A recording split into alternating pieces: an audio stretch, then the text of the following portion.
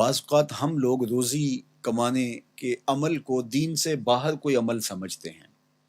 جبکہ ترمذی میں روایت موجود ہے، حضور نبی رحمت صلی اللہ علیہ وآلہ وسلم نے ارشاد فرمایا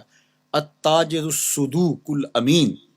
مع النبیین والصدیقین والشہداء، سچا تاجر جو امانت دار ہے وہ نبیوں کے ساتھ، صدیقوں کے ساتھ اور شہیدوں کے ساتھ ہوگا، اور جو محنت مزدوری کر کے کماتا ہے الکاسب حبیب اللہ، جو کسب کرتا ہے، محنت کرتا ہے، مزدوری کرتا ہے، کتنا بڑا اعزاز ہے کہ اللہ کا حبیب قرار پایا۔ تو رزق کمانا یہ ہمارے دین میں عین عبادت ہے۔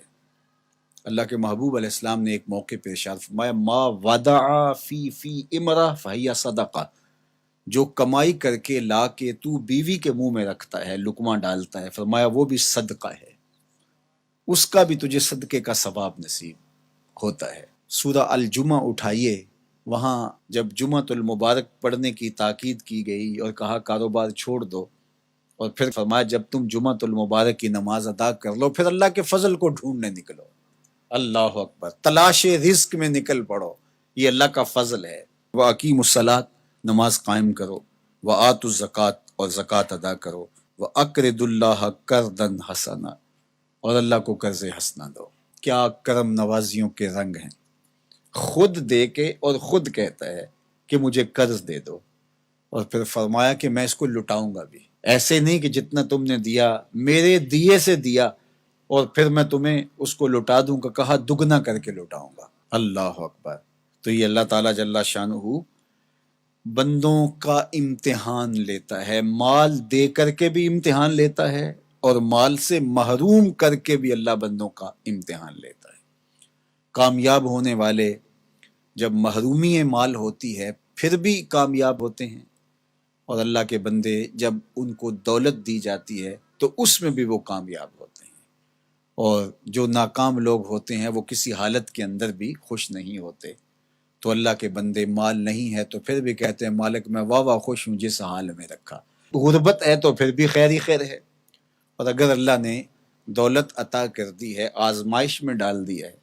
تو پھر اس کو راہ خدا میں خرچ کر کے، اللہ کی راہ میں لٹا کر کے اسی کو قرضے میں دے دو۔ جب اسی کو قرضے میں دے دیا تو وہ دولت بھی محفوظ ہو گئی اور واپس پلٹتے ہوئے وہ کئی گنا ہو چکی ہوگی۔ اگر بندہ اس نقطے کو سمجھ لے تو کبھی بھی وہ راہ خدا میں دیتے ہوئے پریشان نہیں ہوگا کہ یہ تو میں اللہ کو دے رہا ہوں، قرضے میں دے رہا ہوں، اور اس کا وعدہ ہے کہ میں لٹاؤں گا ضرور، اور اللہ کے وعدے سچے ہوتے ہیں۔ اللہ اکبر۔ تو جن لوگوں نے اس اللہ کے وعدے پر یقین کیا اور پھر اس کی راہ میں بانٹا، وہ کبھی بھی مسکین نہیں ہوئے، کبھی بھی غریب نہیں ہوئے۔ وَمَا تُقَدِّمُوا لِأَنفُسِكُم مِّن خَيْرٍ تَجِدُوهُ عِندَ اللَّهِ، جو تم بلائی آگے بھیجو گے، جو نیکی آگے بھیجو گے، اللہ کے ہاں اس کو پالو گے۔ کوئی بھی نیکی، صدقہ ہے، خیرات ہے، زکوٰۃ ہے، سجدہ ہے، قیام ہے،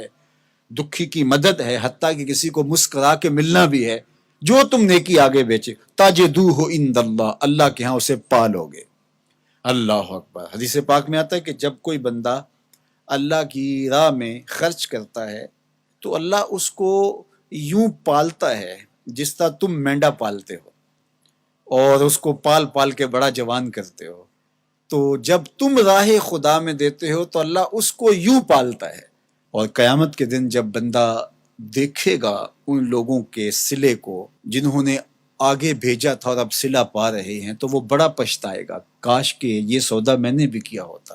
سورہ الفجر کے اندر اللہ تعالیٰ نے ارشاد فرمایا، وہ کہے گا یا لیتنی قدمت لحیاتی، کاش میں نے ساری زندگی ہی آگے بھیج دی ہوتی۔ یا لیتنی کے اندر اس کا جو افسوس ٹپک رہا ہے، وہ کہے گا ہائے افسوس، ساری زندگی اس آخرت کی زندگی کے لیے گزار دی ہوتی۔ لیکن اس دن پھر پچھتانے کا کوئی فائدہ نہیں ہوگا۔ آج کا پچھتاوا کل کی بہتری کا ضامن ہے، کل کا پچھتاوا سوائے حسرت بڑھانے کی اور کچھ نہیں ہوگا۔